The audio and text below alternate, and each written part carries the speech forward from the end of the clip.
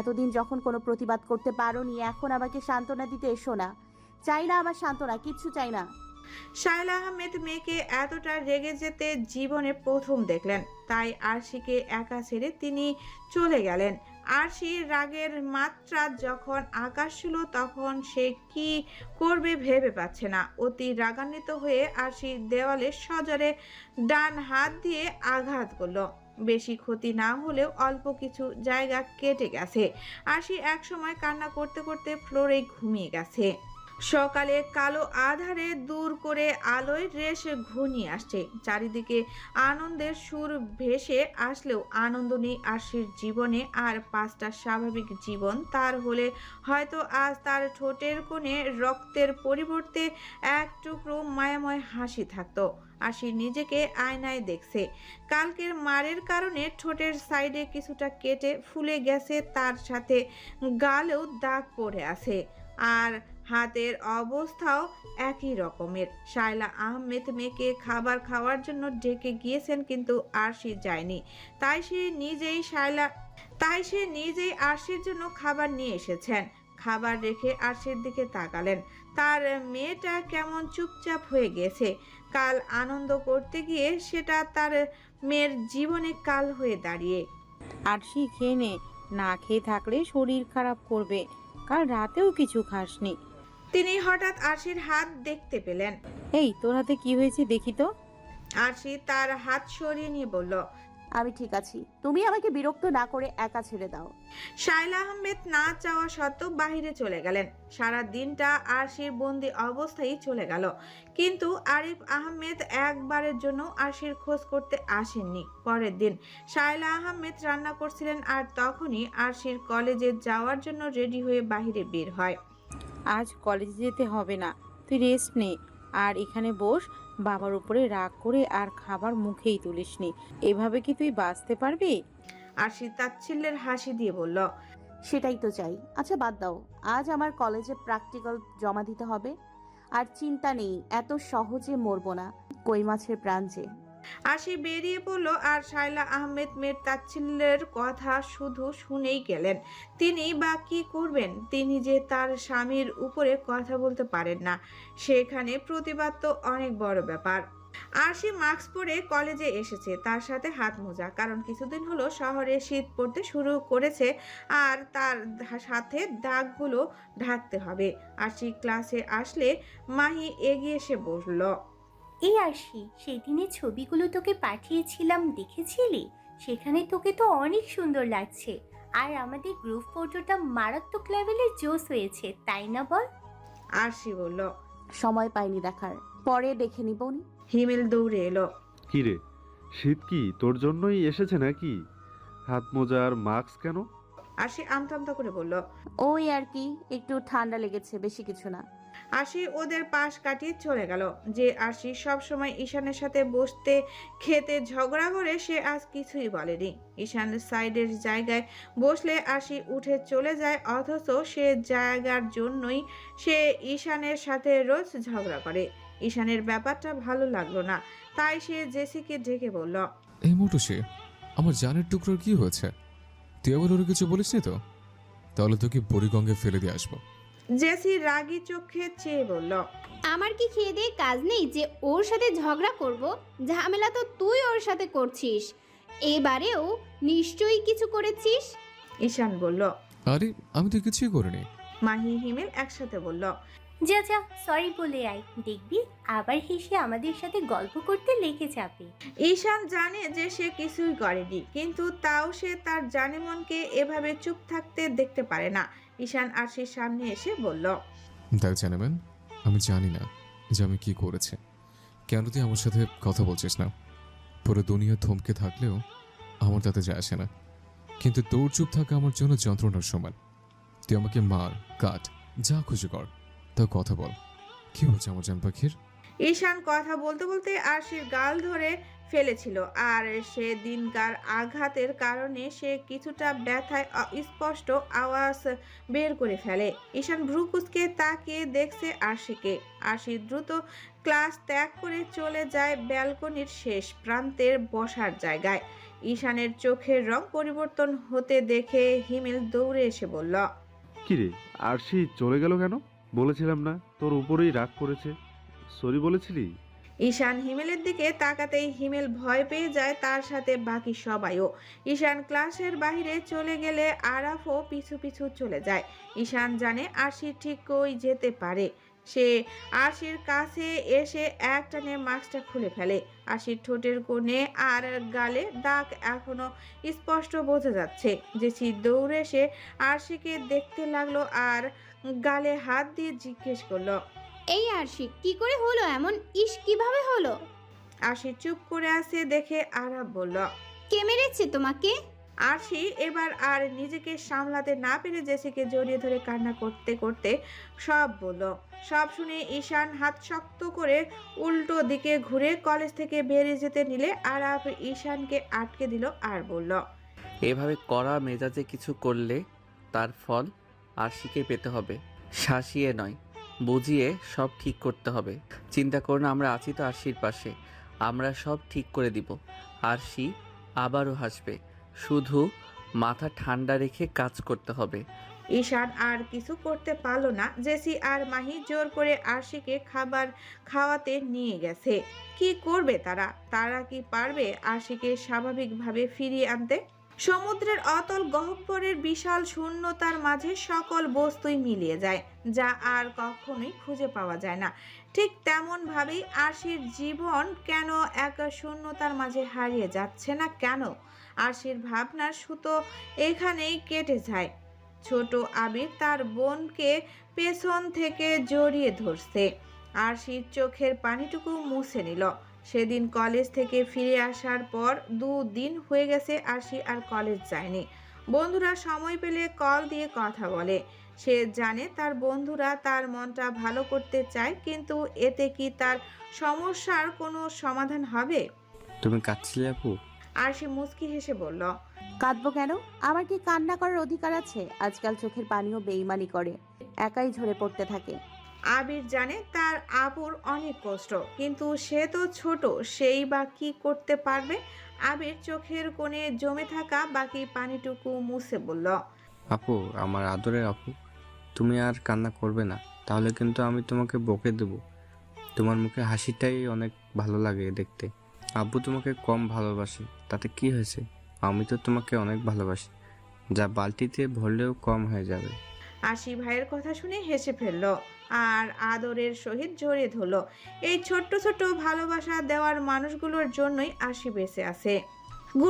Group happiness Abdul স্যারের দিকে তাকিয়ে আছে, কারো চোখের পলকও পড়ছে না। হঠাৎ ঈশান আব্দুল স্যারকে জড়িয়ে ধরে বলল, কংগ্রেচুলেশন স্যার, অবশেষে আমাদের ছোট একটা ভাই অথবা বোন আসতে চলেছে। আরাফ হেসে বলল, অভিনন্দন স্যার, সত্যি আপনার জন্য অনেক ভালো লাগছে। স্যার ওদের সবাইকে জড়িয়ে ধরে বললেন, দীর্ঘ 15 বছর পর আমি বাবা হচ্ছি।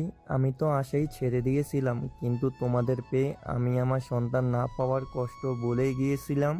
আজ আল্লাহ আমার কথা শুনেছেন, কিন্তু মনে রাখবে তোমরা আমার সন্তানের মতো ছিলে আর সারা জীবনই রয়ে যাবে। জেসি আর মাহি স্যারকে অভিনন্দন জানিয়েছে, কিন্তু হিমেল হঠাৎ প্রশ্ন করল, স্যার এই আনন্দের সংবাদটা আরশিকে জানাবেন না?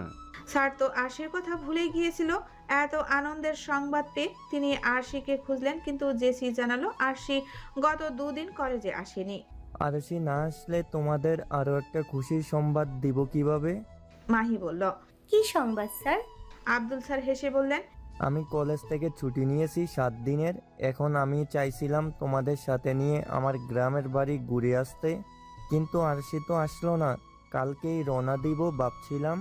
হিমেল বলল, স্যার আমরা চাইলেই যেতে পারবো, এতে সমস্যা নেই, কিন্তু আরশি, ওর বাবা একদিন ঘুরতে যাওয়ার জন্য মেয়েকে যেভাবে মেরেছে, সে আবার 7 দিন অন্য জায়গায় ঘোরার জন্য কি যেতে দিতে রাজি হবে? আব্দুল স্যার দীর্ঘশ্বাস ছাড়লেন, কারণ তিনি আরশির ব্যাপারে সবই জানেন। ঈশান স্যারের দিকে তাকিয়ে বলল, আরশি না গেলে আমরা কি করে চাই বলুন তো স্যার? ওর তো শুনে অনেক খারাপ লাগবে। সে যতই বলুক ওর খারাপ লাগবে না, কিন্তু ওর চোখ যে না বলা কথাগুলো সব বলে দেয়। আপনি যে ঘুরে আসুন স্যার, আমরা না গেলে কিছু হবে না। আরাফ হঠাৎ করেই বলে উঠল, আমরা সবাই যাব স্যার। পড়ালেখা তো অনেক হলো, এবার মাইন্ডটাকেও তো একটু রিল্যাক্স করাতে হবে, তাই না? জেসি বলল। কিন্তু আরশি, আরাফ হেসে বলল। আরশিও আমাদের সাথে যাবে, শুধু যাবে না, মন খুলে উৎফুল্ল মেজাজে থাকবে। হিমেল বলল। কিন্তু আরশির বাবা, তিনি তো ছেলেদের পছন্দ করে না, আমাদের সাথে কি ওকে যেতে দেবে? আরাফ বাঁকা হেসে বলল। আরশির বাবা হাসতে হাসতে তার মেয়েকে নিজে গাড়িতে উঠিয়ে দিবেন। সবাই অবাকের শেষ পর্যায়ে চলে গেছে। সবাই একসাথে বলে উঠল। কিভাবে সম্ভব? আরাফ মুচকি হেসে বলল। আরাফ চাইলেই সব সম্ভব। আব্দুল স্যার আরাফের দিকে তাকিয়ে রইলেন। ছেলেটার মধ্যে এক আলাদা বৈশিষ্ট্য রয়েছে, যা বলে তা করেই ছাড়ে। আরশিরা যে বাসায় থাকে তা অতি সামান্য একটি ভাড়া বাড়ি। তারা দুটি রুম নিয়ে থাকে। বড় রুমে আরশি আর তার ভাই, আর পাশের বারান্দার রুমে তার মা বাবা। তাদের থাকার বাসাটি অতটাও বড় নয়। আরশির আজকাল রাতে ঠিকমতো ঘুম হচ্ছে না, তাই সে আজ বিকেলের দিকে ঘুমিয়ে গেছে। বিকেল হতেই দরজায় নক করলো কেউ। শায়লা আহমেদ দরজা খুলতে গেলেন। দরজা খুলে দেখলেন একজন লোক দাঁড়িয়ে আছে। শায়লা আহমেদ লোকটিকে প্রশ্ন করলেন, আপনি কে আর কাকে খুঁজছেন? লোকটি হেসে বললেন, আমি আব্দুল খান, আরশির ক্লাস টিচার। আরশির আব্বু কি বাসায় আছে? শায়লা আহমেদ হেসে স্যারকে ভেতরে আসতে বললেন। স্যার এসে দেখলেন আরশির কোমল মুখটি, যা দুদিনেই কেমন শুকিয়ে গেছে। শায়লা আহমেদ মেয়েকে ডাকতে চাইলে স্যার আটকে দিলেন, বললেন, গোমাক, সমস্যা নেই, আপনি শুধু ওর আব্বুকে একটু ডেকে দিন। শায়লা আহমেদ আরশির আব্বুকে ডেকে নিয়ে এলেন। আরিফ আহমেদ কুশল বিনিময় করে কথা বলতে লাগলেন। আব্দুল স্যার আরশির আব্বুকে বললেন, আরশি হচ্ছে আমাদের কলেজের সবার চোখের মণি। ও পড়ালেখাও ভালো, কিন্তু ওর সবচেয়ে বেশি যেটা প্রয়োজন সেটা হলো ওর বাবা মায়ের ভালোবাসা আর সাপোর্ট, যেটা ও পাচ্ছে না। দিন দিন আরশি ভিতর থেকে ভেঙে যাচ্ছে। একটা হাসি খুশি প্রাণবর্তন মেয়েটাকে চুপচাপ হয়ে যেতে দেখছি, যা একজন মানুষের জীবনে সবচেয়ে কষ্টকর পর্যায়কে বোঝায়। আরশির এখন ভালোবাসার প্রয়োজন। ও মেয়ে বলে কেন অবহেলা পাবে? ওর তো কোনো দোষ নেই। আরশি কিন্তু আপনাদের অনেক ভালোবাসে, তাই আপনারা যখন যা বলেন ও তাই মেনে নেয়। আপনাদের কোথায় কি সমস্যা হবে সব বুঝেই সে যে কোনো সিদ্ধান্ত নিয়ে থাকে, যা অন্য সবাই করে না। আরিফ আহমেদ চুপ করে শুধু শুনেই গেলেন। আব্দুল স্যার আবার বললেন, সেদিন আপনি আরশিকে মেরেছেন শুধুমাত্র বন্ধুদের সাথে ঘুরতে যাওয়ার জন্য। আরিফ আহমেদ স্যারকে থামিয়ে বললেন, স্যার, ওকে আমি মারতাম না। ও ছেলেদের সাথে ঘুরেছে, তাও আমাকে না জানিয়ে। আমি ছেলে বন্ধু একদমই পছন্দ করি না। আবার তাদের হয়ে সাফাই গাইছিল। আব্দুল স্যার হতাশ শ্বাস ছেড়ে বললেন, আপনি হয়তো জানেন না, আরশি যাদের হয়ে সাফাই গাইছিল তারা ওর জন্য কি। আমরা সবাই একটা প্রবাদ জানি, সঙ্গ দোষে লোহা বাসে। কিন্তু আরশির সকল বন্ধুকেই আমি চিনি বললে ভুল হবে, খুব ভালো করে চিনি এবং জানি। ওরা প্রাণ দিয়ে হলেও আরশিকে আগলে রাখবে, কিন্তু কখনো কোনো ক্ষতি হতে দিবে না। অন্তত আমার কথা বিশ্বাস করুন। একটা মেয়ে ছেলেদের সাথে মিশলেই খারাপ হয়ে যায় না। আব্দুল স্যার আরিফ আহমেদকে অনেকক্ষণ যাবৎ বুঝিয়ে তাকে অনেকটা স্বাভাবিক পর্যায়ে নিয়ে আসতে পেরেছেন। এখন আরশির আব্বু নিজের করা ভুলের জন্য অনুতপ্ত বোধ করছেন। সেই সময় দরজায় আবার আওয়াজ হলে শায়লা আহমেদ সেদিকে চলে যান। জেসি সহ আরও কিছু ছেলেমেয়েরা এসেছে। তিনি সবাইকে ভেতরে আসতে বললেন আর ওদের সবার জন্য নাস্তার ব্যবস্থা করতে চলে গেলেন। ঈশান সবার আগে প্রবেশ করে। সবাই একসঙ্গে আরিফ আহমেদকে সালাম দেয়। আরিফ আহমেদ দেখছেন এরা সবাই ভালো বাড়ির ছেলে মেয়ে, যা এদের চেহারা দেখেই বোঝা যাচ্ছে। আরিফ আহমেদের সাথে হাত মিলিয়ে হেসে বলল, আঙ্কেল, সব সময় আমরা যেটা ভাবি সেটাই যে সত্য হবে এর কোনো মানে নেই। আমরা আরশির বন্ধু হয়ে ওর পাশে সারা জীবন থেকে যেতে পারি, কিন্তু আপনি বা আপনারা যদি ওকে না বুঝেন তাহলে আমরাও ওকে আর ঠিক করতে পারবো না। আগের আরশিকে আমরা হারিয়ে ফেলেছি, আমরা আবার সেই আরশিকে ফিরে পেতে চাই। তার জন্য এখন আরশির মাইন্ড ফ্রেশ করে তুলতে হবে। তাই আমরা সবাই আব্দুল স্যারের গ্রামের বাড়িতে একটা ট্যুরে যাব ভাবছি। আপনি কি বলেন? আরিফ আহমেদ আহমেদ প্রথমে না করলেও আরবের কথার ধরন তার ভালো লেগেছে। সবাই খাটে বসলো। শায়লা আহমেদ সবার জন্য নাস্তা নিয়ে এসেছেন। সবাই খাচ্ছে আর হেসে গল্প করছে। আরিফ আহমেদ আরশির সকল বন্ধুর সাথেই পরিচিত হয়ে নিলেন। আরশি এক পাশে ঘুমাচ্ছে আর বাকি সবাই অন্য পাশে বসে গল্প করছে। ঈশান কয়েকবার আরশির দিকে তাকিয়ে তাকে পর্যবেক্ষণ করছে। দুদিনেই করুণ হয়ে গেছে মুখখানা। আরশির চঞ্চল, এটাই সবাই জানে। সে কোনো কাজ করতে গেলে সমস্যার সৃষ্টি হয়, তাও সবাই জানে, কিন্তু আরশির ঘুম সম্পর্কে সবাই জানে না। হিমেল এতক্ষণ আরশিকে দেখছিল। আজ আরশি সুন্দরভাবে ঘুমিয়ে আছে, কিন্তু সেদিন পা আর মাথা কোথায় যাবে সেটার কোনো ঠিক ঠিকানা নেই। আরাব ঈশান পাশাপাশি বসে আছে, এমন অবস্থায় আরশি কিছুটা নড়ে ওঠে। অন্যদিকে ফিরে ঘুমাতে যেই না পা সোজা করলো, অমনি আরশির এক পা আরাবের হাতের উপর আর অন্য পা ঈশানের কোলের উপর চলে গেছে, আর সেই উল্টো বিছানার মধ্যে চলে এসেছে। দেখে মনে হবে হাত পা বাঁকা কেউ শুয়ে আছে। ঈশান চোখ বড় বড় করে আরশিকে দেখছে। ঈশান আলতো হাতে আরশির পা স্পর্শ করলো। একমাত্র ঈশান জানে তার ভেতরে কি পরিমাণ অস্ত্রতা কাজ করছে। ভাগ্য ভালো তাই আরিফ আহমেদ আব্দুল স্যারকে নিয়ে বাসার নিচে গিয়েছেন কিছু কথা বলতে, কিন্তু এখন এখানে থাকলে কেলেঙ্কারি হয়ে যেত। হিমেল আরশির পা সরাতে গেলেই ঈশান রাগী চোখ নিয়ে তাকায়। হিমেল থতমত খেয়ে বলল, ভাবলাম পাটা সরিয়ে দিই, ঘুমের তালে ভুল করে দিয়ে ফেলেছে। ঈশান দাঁত কিরমির করে বলল, আমি জানি যে ও ঘুমের জন্য ভুল করে দিয়ে ফেলেছে। ওর পা আমার কোলে থাকলে আমার যখন কোনো সমস্যা হচ্ছে না, তাহলে তোরা তো মাথা ব্যথা হচ্ছে কেন? আরাফের হাতে থাকা আরশির পা আরাফ খুব সূক্ষ্মভাবে পরোক্ষ করছে। উজ্জ্বল শ্যামলা বর্ণের পা কতটাই না আকর্ষণীয় লাগছে। ঈশান আর আরাফ দুজনই একই সাথে কেঁপে উঠল। হিমেল ওদের দিকে তাকিয়ে বলল, কি রে, তোরা কেঁপে উঠলি কেন? তোদের কি শীত লাগছে? ঈশান আর আরাফ দুজন দুজনের দিকে তাকিয়ে আছে। এরই মধ্যে আরশি আবার নড়ে উঠল। সে যখন বুঝলো তার পায়ের কাছে কিছু আছে, তখন সে সেটা সরানোর জন্য হাত বাড়িয়ে টান দিল। ঈশানের শার্ট ধরে আরশি টানটা দিয়েছিল, যার কারণে ঈশান আরশির দিকে ঝুঁকে যায়, কিন্তু ঠিক সময় আরশির পাশে হাতটি রেখে ফেলে, যার ফলস্বরূপ ঈশান আরশির থেকে বেঁচে যায়, নইলে ঈশান একদমই আরশির উপরে পড়ে যেত। সবাই হাঁ হয়ে তাকিয়ে আছে। আরাফ নিজেও অবাক চোখে তাকিয়ে আছে। এবার আরশি পিটপিট করে চোখ খুলল। ঘুম ঘুম চোখে তাকিয়ে সে ঈশানকে দেখতে পেল।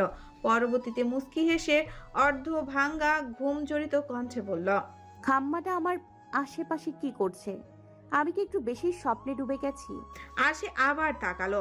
এবার ঈশানের চেহারা আরো স্পষ্ট হলো, আর সে লাফ দিয়ে দ্রুত উঠে যায়। তার সাথে ঈশানও সরে গিয়ে নিজের শার্ট ঠিক করে নেয়। তুই আমার উপরে কি করছিলি? আর তোরা সবাই আমার বাসায় কেন?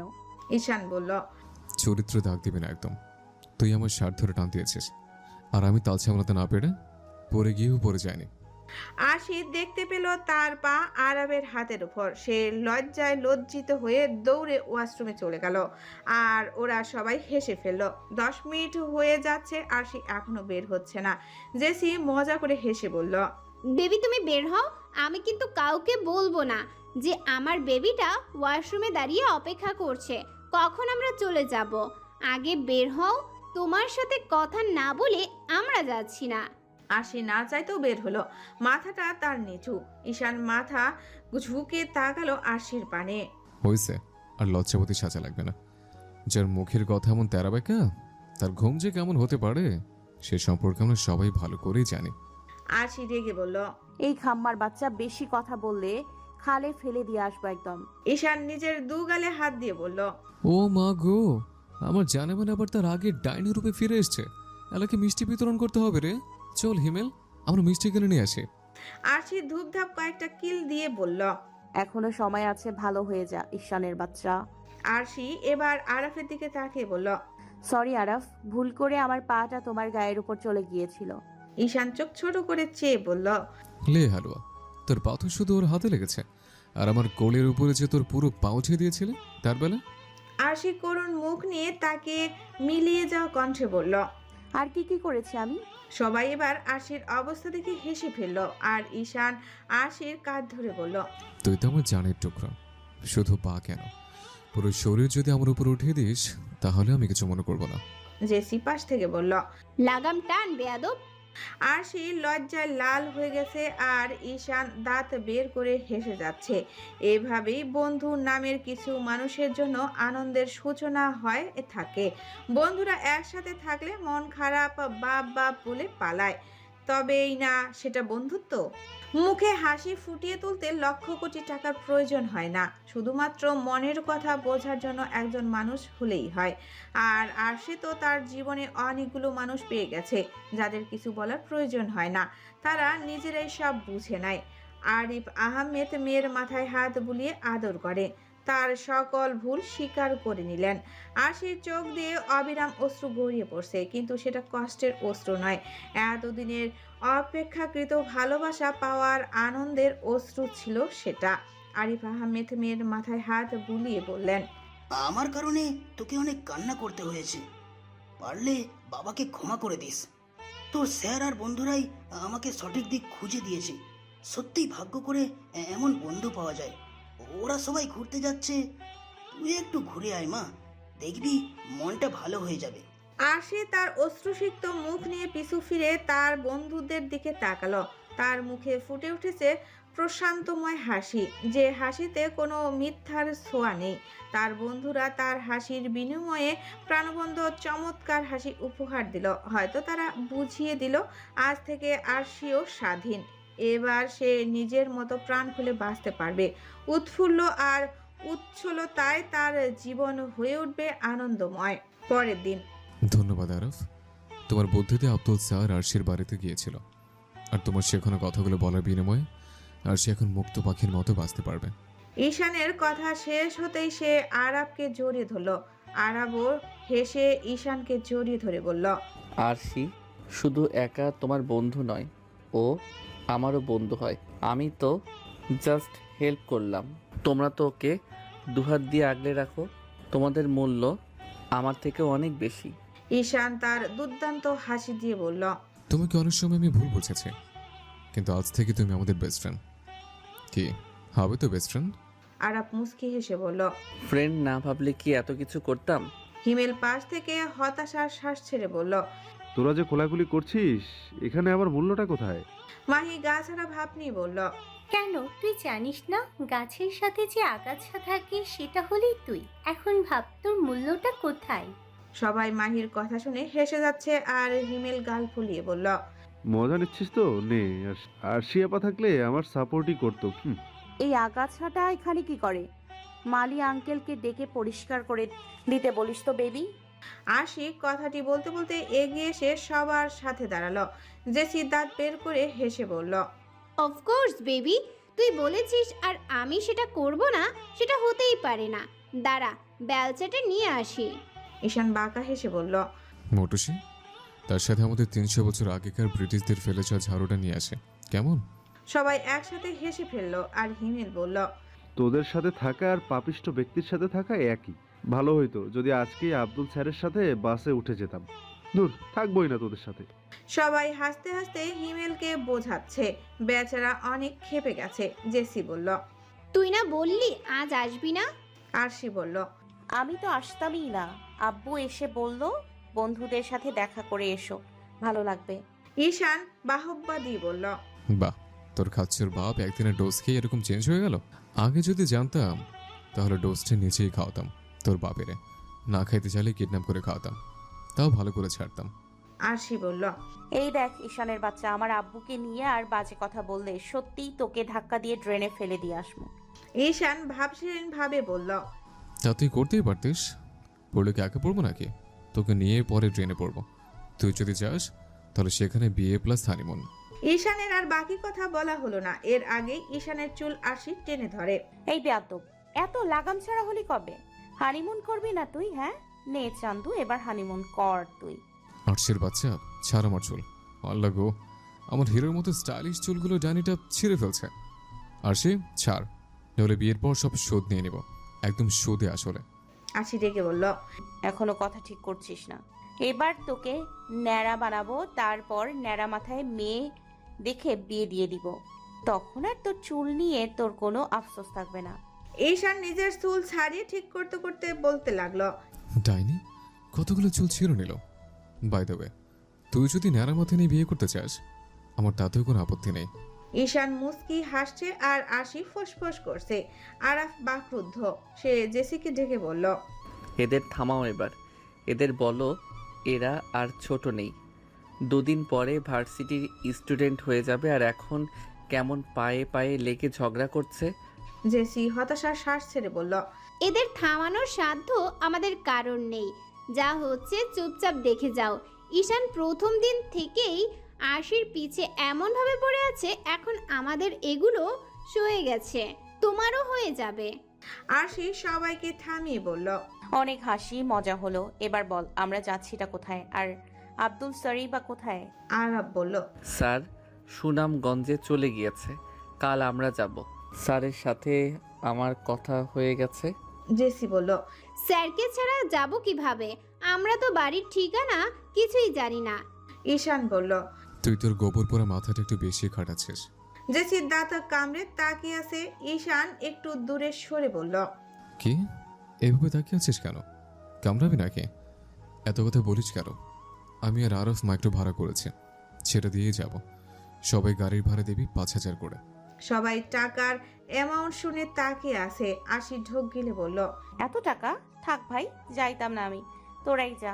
ঈশান মাছি তাড়ানোর মতো করে বলল, তোকে তো বলিনি আমার জানেমানের জন্য গাড়ি ভাড়া কেন, তোরে যাওয়ার কোনো খরচই লাগবে না, সব ফ্রি, তার সাথে আমিও।